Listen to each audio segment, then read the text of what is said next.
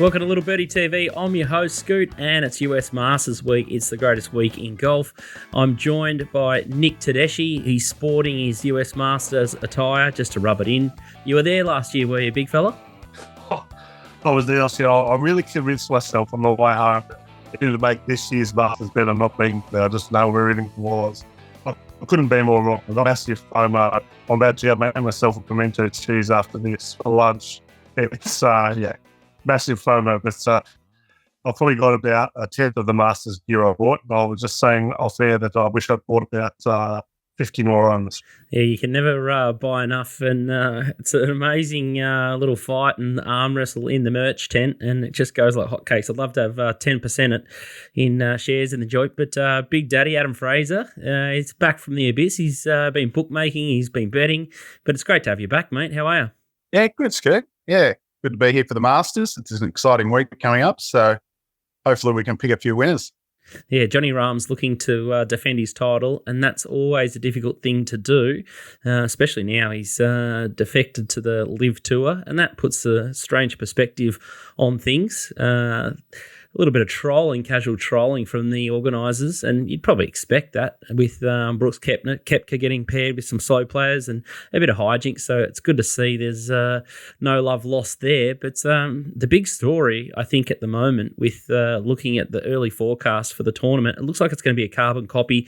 There's going to be plenty of rain on day one, exactly like last year. It was horrendous conditions there, and looking directly at the forecast overnight on that first day, it's going to absolutely bucket till about 10 o'clock in the morning, which is right about tea time there. So the first groups out will get the best of the conditions with the greens and everything slowing right up. But Fraser, your experience, you played a lot of golf. The start, or the first few groups, big advantage over later in the day on day one with plenty of rain. Yeah, absolutely. As long as there's not too much debris on the course, and Augusta National's probably better than anyone of clearing the course of that and making sure the course is as pristine as possible. So when you've had a lot of rain, you want to be getting out there after the rain delay if there is one, and having the best rain. It can get quite difficult if a course has had a lot of rain, and the greens are very soft.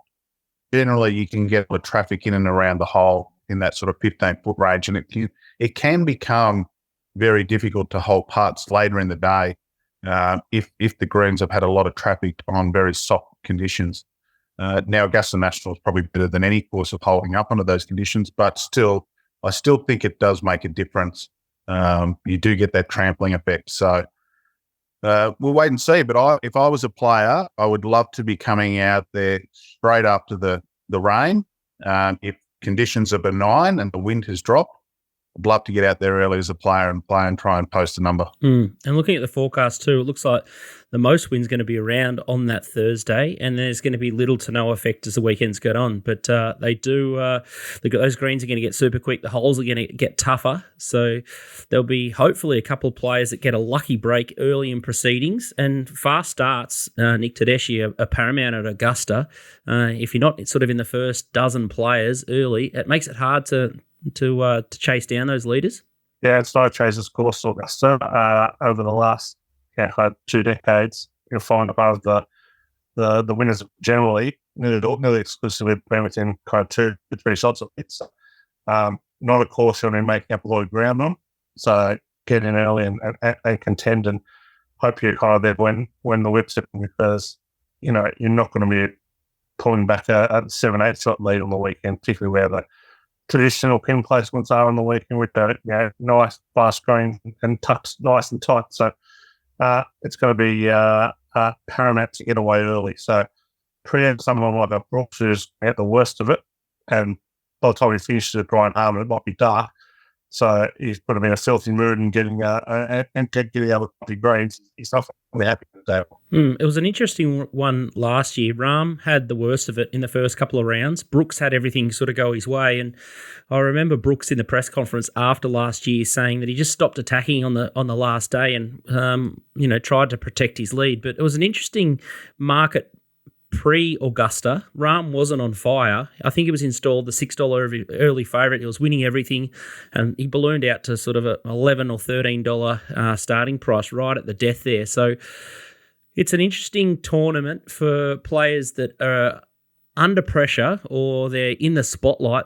There can be some players that sort of have been running a little bit cold into Augusta, or the limelight slightly off them, that they can bounce back into form here. But for you, Fraser, you've got a bit of a, I'd say it's like a systems pick here, and you're pretty heavily anchored to players that sort of rank in the sort of the top 15 of world golf rankings to find your winner of Augusta. Yeah, I am. And look, if you've got a few minutes just to go through it, Scoot, the listeners might be interested in hearing this, is that the champions at Augusta over time, and particularly in more recent times, it has a knack of bringing out the best players in the world. Prior to 2010, we kind of had the Phil Mickelson Tiger Woods show, where they notched up 7 wins between them in 13 years. Now, they were two of the hottest players going around, Tiger particularly. Since then, you've had players. So if you start from 2010 onwards, Phil Mickelson was ranked 3rd in the world at the time when he won his Masters in 2010. Charles Schwartzel was 29. Adam Scott was 7th in the world. Bubba Watson was 12th. Jordan Spieth was 4th. Danny Willett was 12th in the world. Sergio Garcia was 11th.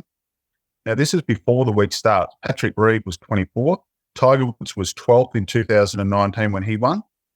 Dustin Johnson was number 1 in the world. Hideki Matsuyama was 20th in the world. Scotty Scheffler was number 1, and John Rahm was number 1.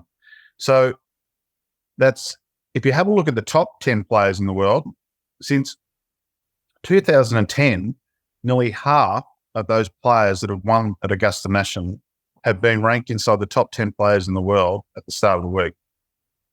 So you can also have a look and go, okay, well, what's a trend that's happening in those players that are ranked high in the world? Are they doing anything in their form prior to the tournament that stands out? Now, there's several players out of that list that have had multiple wins in their 12 months prior to playing at Augusta National and winning. Bar Adam Scott and Hideki Matsuyama, every other player has notched up a win on the PGA Tour in the 12 months leading up to their win at Augusta National. And several players have notched up multiple wins. So if we have a look at this year and you target players that are, say, inside the top, let's extend it. Let's have a look at players that are inside the top 20 in the world. Well, there's 3 players going into Augusta National this year who had multiple wins on the PGA Tour in the last 12 months, and they are Scotty Scheffler, John Rahm, and believe it or not, Victor Hovland. They're the only 3 players that have notched up multiple wins. Other players that haven't won, I can't have someone like Cameron Young, even though he's a good player, and he's ranked quite, reasonably ranked in the world right now at number 14. He hasn't even won on the PGA Tour. So I'd like to see players that have at least shown that they can win on the PGA Tour. Hasn't won. Russell Henley hasn't won in a while. Jordan Spieth hasn't won in a while. So these are players that I'll be looking at. Sort of Patrick Cantlay hasn't won in a while. Neither is Xander Schauffele. Now, Xander Schauffele is an interesting one. He's probably going to be on a lot of people's selections, but I personally can't have Xander Schauffele. He hasn't won on tour since 2022. And I don't like him down the stretch, particularly major. He hasn't won a major, but he may go and win the tournament. I don't know, but I just can't have him. Yeah. And I'd like to look at winning patterns, and there's a history there at Augusta National. And we can match that up. I think it gives the listeners a good chance of maybe backing a winner. Good question for you, Fraser. I've kind of done run along the same. I think I'll look for someone in the top 30 that I watched exclusively won. Obviously, no live players on the not getting any OWGR points made it difficult. I kind of went to the data golf top 30. How are you kind of factoring in your live players in that? And where do you kind of put a win on the live tour relative to the PGA Tour? Or are you just moving a line for after the get-go? Yeah, look, it's one of the big reasons why it's one of the major reasons why I don't actually do a lot of golf wagering anymore, because it's so difficult now to line up players coming from, particularly for majors, coming from Live and the PGA Tour, and then they come together, because on the Live Tour, they're only playing 3-round tournaments. They're not playing 4-round tournaments. And I like to have all the best players playing week in, week out. And they're so much easier to line up. Now we've got a big separation between where our best players are. Some are on the Live, some are on the PGA Tour. You know, I was saying to Scoot yesterday, it's a little bit like a horse race. When we get our big horse racing events, sometimes we get the international horses come over. We get the Japanese horses, the UK horses, and all of a sudden it can be difficult to line them all up. That's very similar to a golf tournament. And I've kind of left a few Live players out of my selections this year because they're playing 3-round tournaments. And I know Brooks was up there last year. He was a Live player, but I kind of keep an eye on the Live Tour, and I'm not seeing the standout performances that I'm seeing, you know, that I want to do on the players that are going into the Masters from the PGA Tour. Rory McIlroy's probably a little bit. He's dropped down the rankings in the stroke averages this year. He's gone to see Butch Harmon. He's going to be a player that I think Butch can get firing. Butch knows Augusta very well. He's had some success there, quite a lot of success. It'd be interesting to see what Rory starts to do, because Rory's been one that since 2014 at Augusta hasn't really fired there. I think maybe it's left a few demons. He's been good at finishing in the top 10, but he hasn't gone to that in contention, coming down to the last 6 holes of contending the tournament. He hasn't done that for quite some time. So it'd be interesting to see whether Butch can turn him around. I think you want to be a bull and you want to be mentally strong to win Augusta, looking at past sort of winners of the tournament. Let's have a quick look at the top of the betting market, and then we'll go through, I guess, some of the big names. So Scheffler's a favourite, TopSport $5.80, Rory McIlroy $11, John Rahm $12, Xander Schauffele is $16, Hideki Matsuyama $19, Brooks Koepka $22, Jordan Spieth $22, Joaquin Niemann is $26, Ludwig Ardberg $29 on debut, Bryson DeChambeau $34, Matt Fitzpatrick $34, Victor Hovland $38, Tony Finau $41, on the same line as Wyndham Clark, who's on debut also, and then you've got Cantlay, Will Zalatoris out at $46, and then you got 50s about Cameron Young, Shane Lowry, Tommy Fleetwood, Cam Smith out at 56 with Morikawa, Johnson, and Justin Thomas. Let's have a bit of a chat about some players that you guys are keen on based on some of that profiling that you've already spoken about. Scotty Scheffler, he's won too, as you said, Fraser. He's won the Players and Arnold Palmer. He fits the profile perfectly. He looked pretty good last year, Nick Tedeschi, without sinking many putts. Just couldn't get it up and going, but he's an obvious favourite. Yeah, he's changed putters. Just certainly seen the system. He's won twice in his last 3 starts, but he did miss a pretty easy putt in the last together to a player as well. Wouldn't say his putting demons have completely left him just yet. Look, he profiles tremendously. Like at Augusta, first and foremost, you're after ball strikers. You want someone who can score on par 5, someone who can avoid bogeys, and someone who's the actor in the green. Well, Scheffler's first strokes gained approach, first green in reg, 10th in scrambling, first in par 5 performance, first year. Riviera is probably the best guy here as well. He's finished top 12 the last 3 years. So there's absolutely no knock on Scheffler, but I'll eat this hat before I take $5.80 best one winning the Masters. So it isn't tight. It's just too short. Like, there are too many good golfers to be taken, and you can't rely on his putter. You'll just leave me out at the price. Like, if he was $11, I'd be all over it, but $5.80, nothing. What would you do, Fraser, with someone like Scheffler? Obviously, you've got him as a big chance. Would you rather have a look at him for round 1, and if he's in contention, still be happy to take sort of $4 if he's thereabouts? Yeah, if any of the listeners out there are people that like to take a pre-off position, I would definitely have Scotty Scheffler as a saver bet. So what that means is if you're having any bets on any other players, you would save a little bit on Scotty Scheffler, hoping to maybe, get a slightly better price on the run if you want to have a little bit more in. But at pre-off, I would definitely want to have a saver bet on Scotty Scheffler. As Nick just mentioned, he leads so many categories. I mean, he leads scoring average this year. He leads birdie average. He's won at the Masters before. He's the best player in the world. He's so consistent. You have to count him in at some point in your betting, however you want to structure it. I think he is short. He deserves to be that price because he is the best player. But from a betting perspective, I think you want to be having a safe bet on him.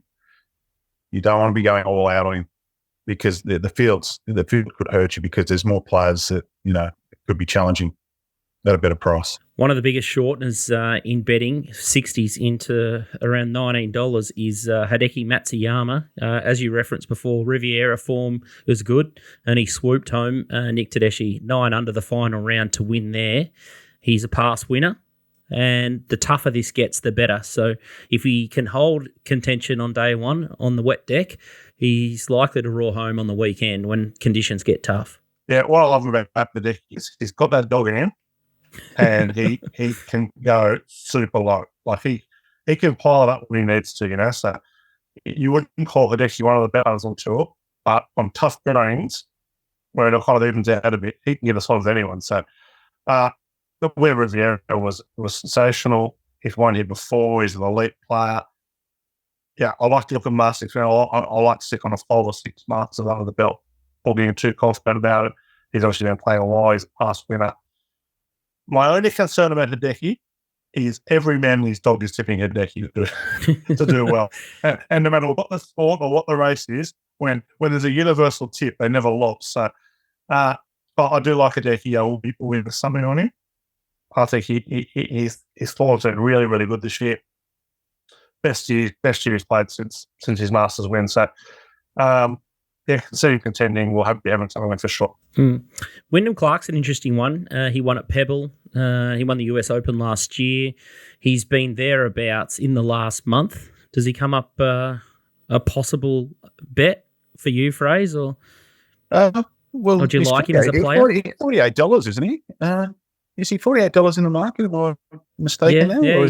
Yeah, seems a big price for a guy that's been pretty consistent. Well, he's number 4 in the world, so I mean, you have to respect it. Any top 5 player in the world, you've got to respect. So, he could pop up at that price. It's pretty attractive, $48. First, it's hard to win on debut at the Masters, though. Yeah, it is. Yeah, normally the players that are winning they've learned to play the course and they understand it more as time goes on. So that could be a little bit of a negative factor for him. But I think it's a big advantage for any player that they can take advantage of the par 5s and reach those par 5s in 2. The second hole, the 8th hole, the 13th hole, the 15th. Those players that can reach those par 5s in 2 comfortably have got a bigger advantage over the field. I'm not sure whether the number 8 player in the world, Brian Harman, I'm not sure whether he can reach and dominate those par 5s. He's typically not a very long hitter compared to the others. So he may have to be laying up. That then makes it harder. Scotty Scheffler's got length. He should have no problem reaching those par 5s. Rory will have no problem. John Rahm should have no problem. Victor Hovland, I'm not so sure. He may struggle to reach all the par 5s, but there's a young player really on the rise at the moment, Ludwig Edberg. Have you heard of him, Skid? He's creeping up.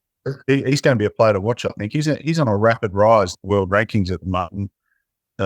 It'd be interesting to see what he does over the next few years. This is his major debut. Ludwig Edberg. He's already won a cup, and he's making his major debut. Incredible.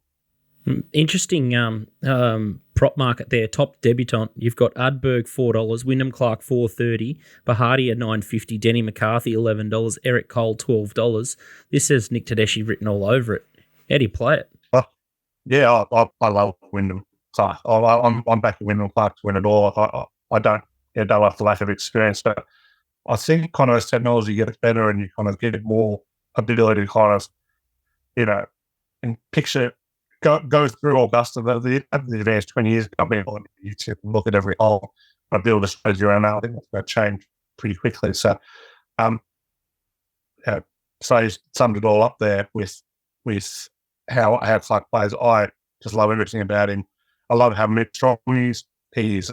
He's a tough SOB. I love how he's not doing what Victor does and a few others who are trying to tinker with their swing. He knows what he is. He has no coach. He chips in with this sports psychologist that's kind of going through, and he just kept winning. Like he didn't just stop after the US. It wasn't one of those major winners who went into the UFC again. He won one all this year. Like he's been second of the players, second of the API. So I'll be all laughing at that. Yeah, he's shown it. And he's just a great price for a debutant at $48, isn't he? All right, let's have a quick chat about some of the live players. I went back and had a look at the tape last year. Nick Tedeschi, he made a pretty good case for John Rahm. I notice he's in your lay set. Is it a price thing this time around, or why aren't you as keen John Rahm this year? These things, very hard to back up. I think they two will back, but Tiger's animal will backed up since in the last 25 years. He isn't playing as well. I do watch a lot of live golf. His performance has always been around the mark, hasn't been as good. I don't think he's as happy. He kind of come out in this week going, well, he'd like live to go to 72 holes. Well, he took the money. So you're playing 54 holes camp. Like that's the end of it. So, and I think whereas Brooks and DJ honestly do not give a shit about playing certain events on the PGA Tour, he cares. Like he really cares. Like I think he was devastated not to be at Riviera this year. I think he's loved the history game. It hurts him worried that. So I'm chips out John Rahm at the price. Yeah, leave me with that. Walker Neiman, he won the Jeddah, won Mayakoba, goes good in the wet. Won the Australian Open as well. Birdie. So won 3 times his last 9 starts. Yeah, he's a top 10 player in the world according to Data Golf. I've loved him for a long time. He's been playing exceptionally well on Live. He stands out as the best player at Live kind of in the first 4 or 5 events this year. He's got legs. As you know, at Augusta, he's played here. This is his fourth mark. He's played 4 Masters improved every single time. Best was a T16, so it's in that kind of mold of right age, right ranking, kind of touchdown level of experience and improving. So yeah, Name is my best for the tournament. I'll be steaming into them this year. I think he's great. Looking at TopSport market, top live golfer, Rahm 360, Brooks 550, DeChambeau 650, and then Neiman's at 675. So that is a big price if you agree with Nick Tedeschi there. Cam Smith, he's chopped off his mullet. Sampson's lost his locks. Third in Hong Kong. Off the tee, can be quite wayward. Need to hit it long and straight here to get that important ball position. He was just going, I reckon, the last time that we saw him at Augusta last year, I thought he was only average. How can he turn it around? I just think Cam's a little bit inconsistent at the moment with some of the scores that he's shooting. He seems to be quite hit and miss. And when you look back to when he was playing well at the Masters, when he got in contention a few years ago, he was really playing well and he was very consistent. Where I don't think he's not, since he's gone to Live, it's been a slight decline in his consistency week in, week out. I don't know whether that's the fact that they're playing less tournaments, 3-round tournaments. But yeah, I can't have Cam Smith this year. I'm sorry, but yeah, I can't. All right, let's have a quick look at the first round leader market. Scheffler's the favourite, $12. 19 Rahm, McIlroy, $19. Xander Schauffele, $23. Koepka, $26. Matsuyama. So a lot of the big names there. Cam Smith, usually a fast starter, $34. Ardberg, $34. Matt Fitzpatrick, $34. Cantlay, around that $34 quote. And then you're getting out to 40s for players like Cam Young, Morikawa, Thigala, Shane Lowry, Tommy Fleetwood, Tony Finau. $41. Corey Connors is there at $51. This is usually Dogger. That's his little forte here. Dogger's in transit coming back from the USA. So he's had 4 weeks in America and he's had a bit of a foot fault. He's coming back a week to too soon. Not sure why he hasn't just swung past Augusta, but handled it awfully, the great man. But hopefully we can get him back for the second major. Nick Tedeschi, couple of little quick starters. Any angles here at big odds? I know Doggy used to back 1 or 2 at sort of 40s and take 10 to 1 around 4 selections. Yeah, there's 3 I'm going to be back. It'll be more early kind of darts, but the 3 I like. Corey Connors is out in the, I think, 5th group. Very consistent, like him a lot this week. One of the better ball strikers on the PGA Tour. Not sure he's got the fight in him to go all the way. I think he's great for 10 bet this week, but love where he's playing, where he's drawn, so I'll be backing him. I like Tony Finau, similarly drawn early. The splits between his first round and the 4th round scoring kind of won't surprise anybody who's known him as a bit of a gunner for a long time. But he has one a couple of years back, so but can score early. And Shane Lowry has a pretty good record in open rounds over the last 4 months. So I'll be having a little nibble on him and a few others I like kind of just going early. Taylor Moore was around the top of the board last year. He's off in the second group this year. Eric Van Rooyen, first out as well. He's been playing some really good golf to float as well. So a few little darts thrown us there. And the last one, Ryan Fox, not sure he's going as well, the New Zealander, but they'll have the ability to go a lot. That's the other thing too with Augusta. Final round favourites in the top of the market. Obviously, you used to do a lot of in-play betting, Fraser, and you used to send updated plays after each round. But once you get to deep into the tournament after that 3rd round, it's very hard to find someone charged from a long way back. We saw Spieth come from a fair way back last year to fall short. Phil Mickelson got hot, but they were still miles off the pace. And it was, I guess, Brooks lost it, and I think he shot 3 over, and Johnny Rahm won it with 3 under on the final round. But unless you're in that sort of those top 2 final groups, it's hard to chase the leaders down. Yeah, absolutely, and more so at Augusta. It's not a course like, I mean, have a look at somewhere like a British Open on a difficult course and it's extremely windy the last day. You can go out early and post a number and you can make up a lot of ground. There's obviously the name of the guy that won, how was it? Won the British Open, came from miles back. There's been players over the years that have done that at the British Open, but typically it's harder at Augusta National to do that. And, statistically, if you're having a look at players that lead by 1, 2, or 3 shots going in the final round, it's hard. It's very difficult statistically to come from more than 4 shots behind going into the last round to win tournaments.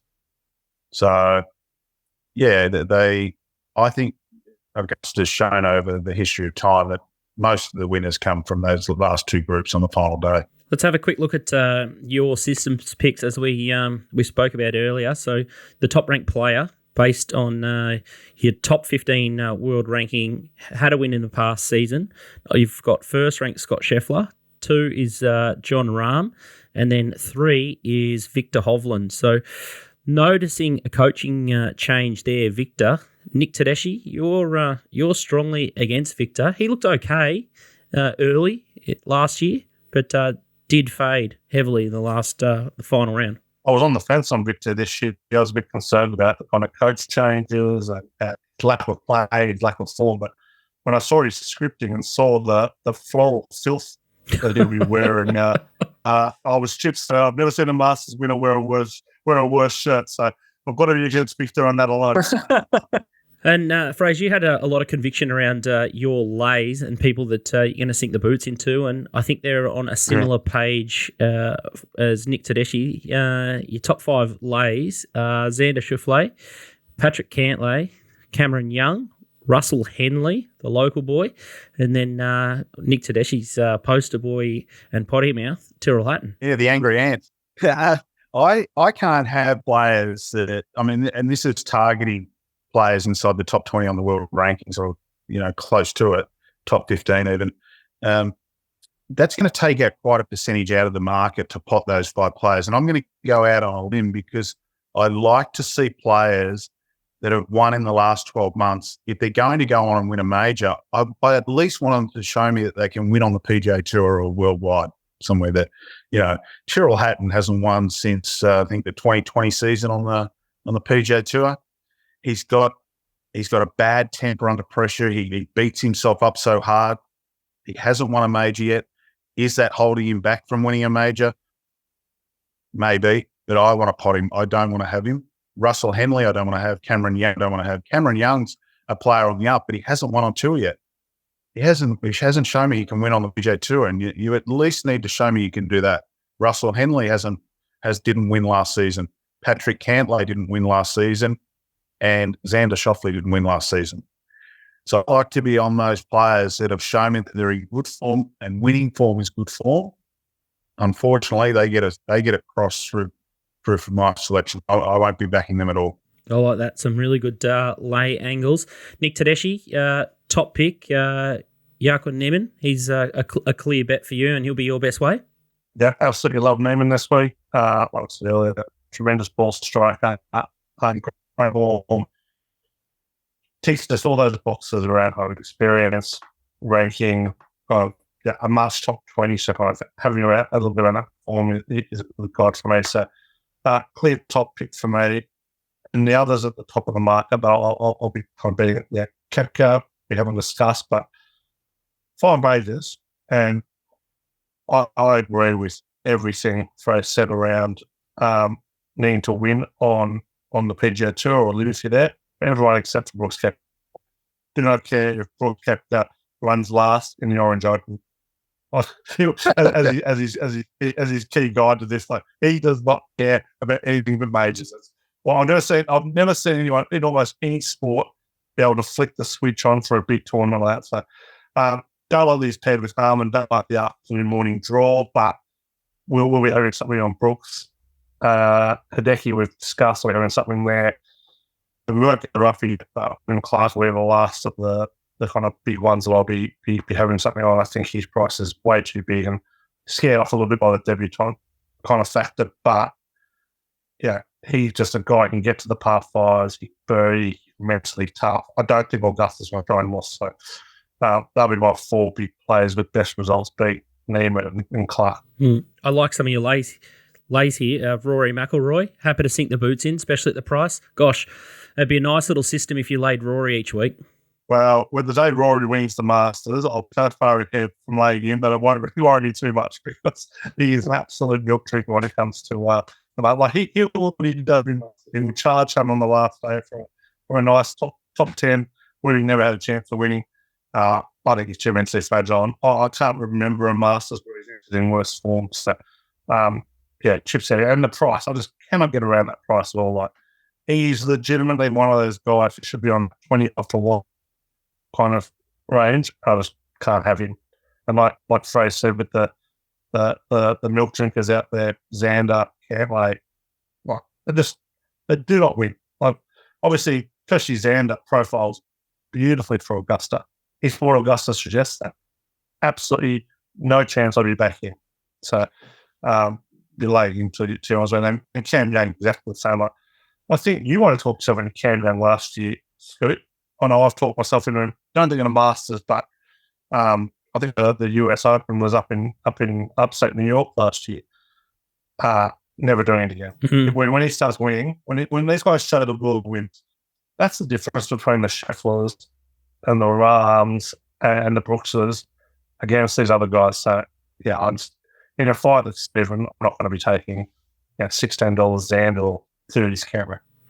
Cam Young put himself into so many good positions and just couldn't close out. Like, he was hovering the whole time and he just kept missing the unmissable putts or just bottling it late. Great ball position, and then his entry into the green, just something was always going wrong. Still finished top 10, was okay. A little bit like Russell Henley, just kept biting themselves and, shooting themselves in the foot. So, yeah, really frustrating. And I think that is the difference. And I touched upon it. If you're mentally tough and you've got the confidence and you believe, I think it goes a long way to winning. Fraser, you were going to say something in and amongst that?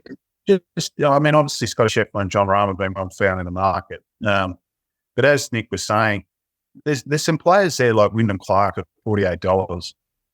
Terrific price, number 4 player in the world, like $48. It's a fantastic price. Just add a small specky bet on, like Victor Hovland's $46. Max Patrick's 44. Max Homer's a good ball striker, and it looks like he's understanding Augusta a little bit more. He seemed to play okay last year. At $90. And then someone like Jason Day, who's shown that he can play Augusta well, he's $100 and coming back into form. He's starting to play well again. He's had a win in the last 12 months, 100 to 1, and he's a top 20 player, and he's 21st in the world. He's almost top 20, but 100 to 1, and he's got the length to reach the par fives. He's a good ball striker. Look for someone like him to be sort of up. I wouldn't be surprised if Jason Day gets into the top 5 some stage going into the last, just on the weekend. I wouldn't be surprised at all. Well, he was the big short, and I think he was 150s into about 30 to 1 last year. So he was the I guess the Hideki Matsuyama that everyone sort of rallied for in last year's tournament. Just on Jace before we leave, you can get about $4 for him to be top Aussie. Caps obviously dominating that market. I think that's a tremendous bet. Couldn't agree more. I've based on I guess maybe the stars align or a bit of Scooty flair here. I've got a top 3 based on Augusta itself, and I guess the stars aligning. There's 2 players that everyone seems to find, and that's Matsuyama and Neiman. They sort of have to become auto bets, and the one player that I think is an auto bet at Augusta, which will be to the disgust of Nick Tedeschi, is Jordan Spieth. I did hear that last year he went in exhausted.